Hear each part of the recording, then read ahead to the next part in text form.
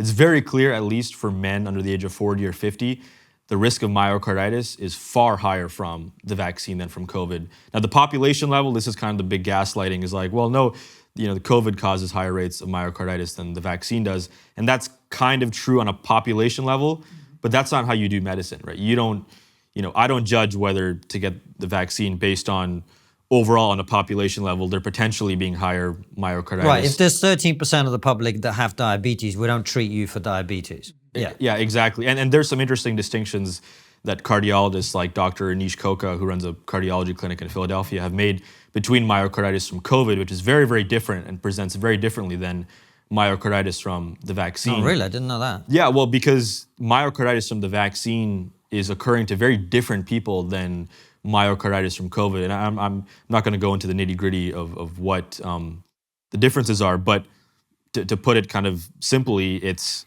the people getting myocarditis from COVID, they're pneumonia, lung issues, multiple comorbidities. They might be on death's door, serious issues going on with them. And then they also present, elevated troponin levels or other markers of cardiac injury on top of everything else going on, right? So that's, people in their 70s or 80s, they catch COVID, they're obese, they have all these conditions, and now they're having heart problems too, right?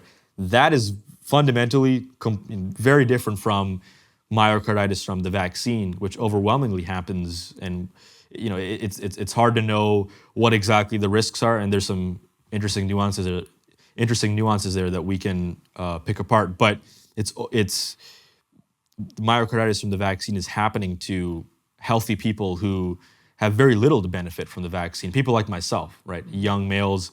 And in terms of the uptick in myocarditis, that's something that I've been very carefully tracking, and I wish I had kind of a bigger platform, like the New York Times or CNN to talk about this, because it's very, very alarming.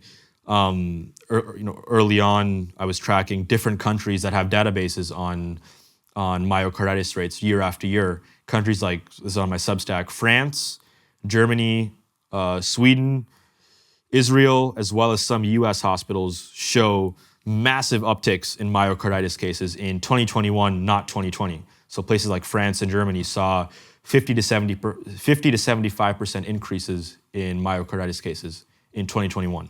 Okay, Sweden, also massive upticks. Like I said, some hospitals in the US that have also tracked this, and you talk to any cardiologist, and I've interviewed many of them, they just anecdotally saw big upticks in younger patients coming in with heart issues. And so that's just indisputable that was happening.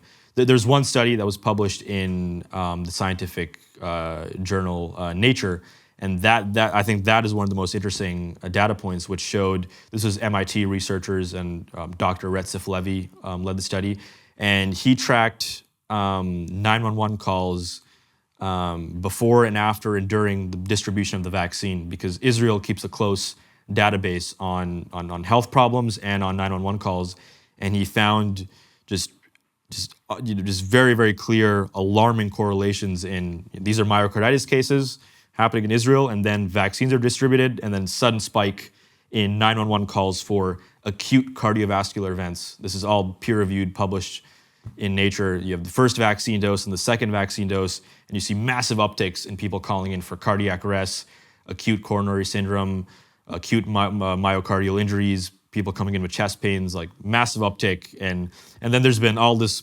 oppositional response to the study. Well, it's just correlation. Well, it could have been something else. It's like, dude, it's right there in the data. This was not happening before.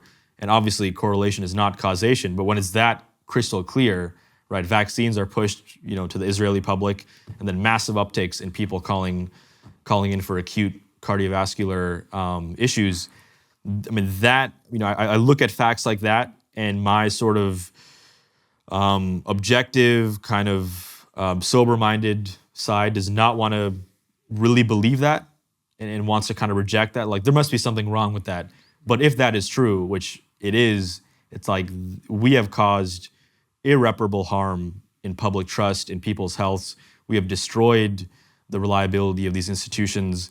We have actively, putting aside, social media and the political discourse, we have actively harmed untold numbers of people, particularly young men and women, with this vaccine very, very clear that they did not need the vaccine, and they got it because the FDA, the CDC, big pharma, governments in Canada, the US, and the UK pushed these shots based on EUA, emergency use authorization approval, cutting corners and not actually being honest about who this product is for and where it arguably makes sense, right? It was never that only elderly people should get it and here are the risks and here are the unknowns, but it was always everyone should get this thing, young people included, and not only dose 1, dose 2, dose 3, but in the US right now, the recommendation as of a few months ago, I'm sure it's still the same, it was to get every individual the bivalent booster shot, which is shot number 4 or shot number 5. It depends on how you count it, but